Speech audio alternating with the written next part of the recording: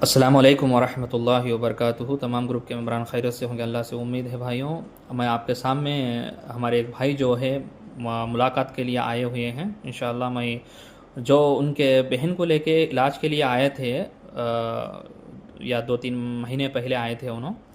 तो कई डॉक्टरों के पास जाके थक गए थे। मसला ये है कि उनका सीने के पास एक कुछ एक फोड़े के जैसा, एक ज़ख़म के जैसा हुआ था। उसको ऑपरेशन करके काट दिए थे डॉक्टरों ने।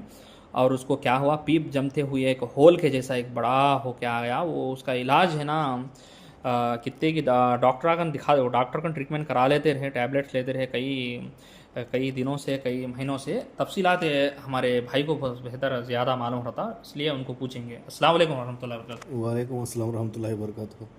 भाई, जो आपके बहन को इलाज के लिए लेके आए ना आप पे, असल उनको क्या मसला था पहले? जी, पहले उनको ब्रेस्ट के अंदर हम्म। एक फोड़े के जैसा आया था। वो डॉक्टर्स के पास जाके ऑपरेशन करा के निकाल दिए।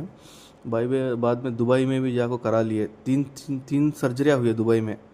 बाद में इंडिया में आको फिर भी रवि कैंसर हॉस्पिटल में भी दिखा लेते। वो बड़े बायोप्सी से पूरे रिपोर्ट्स हमें नॉर्मल दिखता है, जी। क्या भी प्रॉब्लम नहीं है, मगर कंप्लीट इलाज होता नहीं है उनका। जो पीप क्या फोड़े के जैसा अंदर से वो ब्रेस्ट के अंदर से निकलता सा रहा। क्या है मसला हमारे को मालूम होता रहा नहीं, पूरा नॉर्मल रिपोर्ट्स पूरा दिखे। तो एक बार आपसे मुलाकात होंगे, रूहानी मसला है ये बोल के समझ में आके बाद में आपको इधर दिखाए आपके पास है। दिखाने के बाद इंशाअल्लाह माशा अल्हम्दुलिल्लाह बहुत बहुत बहुत अच्छा है उनका अब हालत है। अब दुबई चले गए, हल्का आहिस्ता आहिस्ता सूखते आता है उनको। 3 दिन सिटिंग करना है इधर आके। 3 दिन सिटिंग के बाद पूरे आप जैसा बताए थे वैसे पूरे कर लेने के बाद हमारे बहन का मामला अल्हम्दुलिल्लाह अल्लाह के फजल करम से बहुत सही मामला है अभी तक। अल्हम्दुलिल्लाह, अल्लाह के फजल से डॉक्टरों से नहीं हो सका तो चीज़ है। कितने महीने से चल रहा भाई ये पूरा ये? ये 1 ईयर वन 1 ईयर ईयर से। 1 ईयर से कई दवाएं खाए, हॉस्पिटल्स फिरे, तो नहीं हुआ। सो मिराकिल से रुक़या करते ही 3 दिन रुक़या करते ही फ़ौरन वो सूखना शुरू हो गया। अल्हम्दुलिल्लाह पूरा कंप्लीट होने आ गया। थोड़ा है, ईट है थोड़ा, इंशाल्लाह वो भी कंप्लीट हो जाएगा। इतना बड़ा मसला हल हो गया तो छोटा मोटा क्या है, एक 20% ऐसा है, 30% है।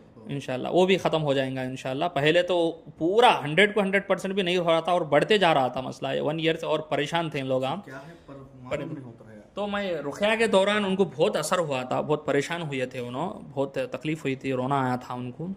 तो मसला तो क्लैरिटी हमारे सामने आ गया था, वो समझ में आ गया अल्हम्दुलिल्लाह। इलाज के बाद पाबंद है माशाल्लाह। हमारा काम क्या है तो आने के बाद लोगों को पाबंद कर देते। सुबह शाम की दुआएं जो नबी करीम सल्लल्लाहु अलैहि वसल्लम हमें जो बताए हैं वो तरीक़ा, और है ना अल्लाह ताला के जो शैतान दुश्मन है हमारा, हमेशा हमेशा का दुश्मन है। तो है ना शैतानी नुकसानात नमाजियों के ऊपर क्यों होते और बेनमाजियों के ऊपर भी क्यों होते। बेनमाजी नमाज की तरफ क्यों नहीं आता बोले तो ये असरात रहने की वजह से नहीं आता। उसको हम गलत नहीं समझना, उसको हमें समझाते रहना और उसको गाइड करते रहना, और उसको है ना मसले मसाइल क्या क्या है तो उसको देख के हमें उसको फॉलोअप करें तो इंशाल्लाह हमें भी उसके सवाब ज़ारिया हमारा भी हो जाता है इंशाल्लाह। उसका जो हमें उसको सीधा इस्लाह करने पे उसका जो ज़िंदगी सुधर गई तो वो चारों को सुधारता हो, चारों को इस्लाह करता हो।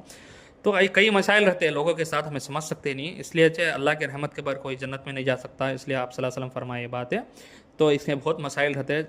कई एक हाजी भी हज करने के बाद, कई नेको काम करने के बाद भी शैतान उसके दिल में वसवसे से ज़्यादा तो है ना ऐसा ऐसा काम कराना, उस काम को है ना ऐसा कर दे, तू बहुत कर दिया, उन सामने वाला आगे बढ़ गया, वो हो गया, ये हो गया बोल के उसके ऊपर लगा के पूरा काम को बिगाड़ देता। तो इन पहले से जो सब्र करा वो चीज़ जा क्या होता आगा तो बर्बाद कर लेता उन्हें। आखिरत में देखा तो कोई भी नेकी बाकी नहीं रहती। परेशान रहता मेरे इतने नेकियां करके हम दुनिया के अंदर कहाँ गए पूरे बोले तो शैतान क्या करता है तो रियाकारी के ज़रिए इंसान को बहका के और उसको उछाड़ के और है ना उसको सिखा के और उसको कई तरीक़ों में इंसान को डाइवर्ट करके ये आमाल को पूरे नेकियों को खींच देता उन्हें। तो ये चीज़ है भाई, उससे चीज़ बचना है। बोलने का मकसद ये है कि इनका जो ट्रीटमेंट है माशाल्लाह बारकल्लाह, इनको सेटिस्फेक्शन है। इन्हों आए हुए थे मुलाकात के लिए तो मिल गए। तो मैं बोला कि आड़ियों में शक्ल में रखो, ये चीज़ है लोगों को मालूम होती बोला था। तो है ना कोई भी ज़ख़म अगर नहीं सूख रहा है, कोई भी एलर्जी वगैरह कोई भी चीज़ नहीं हो रही है तो मैं पहले से एक चीज़ बताते रहता हूँ, मेडिकल को नको जाओ नहीं बोलता है, मेडिकल को जाओ नहीं बोलना नहीं मैं, लेकिन मेडिकल है बैठ के बोल के नहीं बैठो। सालों सालों तक कोई भी मेडिकल प्रॉब्लम नहीं रहता, रूहानी रहता। लोगों को 90% जो बीमारियां हैं नज़र हसद जादू से हो रहे हैं ये चीज़ें। इसलिए कि हमारा प्रैक्टिकल रहने से मैं बताता हूँ। दूसरी बात, ये भाई जो है इनका नाम बताना इसलिए मैं नहीं समझ रहा हूँ कि वो जो पेशेंट है उनके बारे में मैं आपको सामने नहीं रख रहा हूँ, इसलिए कि आपको कोई भी ऐसा मसला है, एलर्जी वगैरह का नहीं सुकड़ा कर रहा, ऐसा सा मसला है, तो आप तफसीलात लेना चाहते हैं, ये भाई से बात करना चाहते हैं, तो पर्सनल में मेरे साथ इनका नंबर लेके ये मसले के साथ इनको बात कर सकते हैं। आप बात करके क्या है मसला, क्या हुआ, कैसा था, क्या हुआ, क्या हालत थी इनकी, बोल के पूछ सकते हैं आप। पूछने के बाद इंशाअल्लाह आपके सामने कुछ मालूमात मसले मालूम होते, उसके बाद जो है आपको भी ज़रा भरोसा आ जाता। इसलिए मैं इनका नंबर है ना, मैं इनका मालूमात नहीं दे सकता। मैं कहीं बोलता हूँ हर एक के भी हमें राज में रखते चीज़ा, कोई भी आए तो हमारे पास है ऐसा जाहिर नहीं कर देते नाम वगैरह भी। तो लोग है ना, किसी को प्रॉब्लम है उन्होंने डायरेक्ट कांटेक्ट कर सकते हैं हमारे का नंबर लेके, फलाना प्रॉब्लम के लिए। उन लोग को भी वो प्रॉब्लम रहा तो इंशाल्लाह बात करें तो उनको तफसीलात मिल जाते हैं इंशाल्लाह। अस्सलाम वालेकुम रहमतुल्लाहि व बरकातुहू।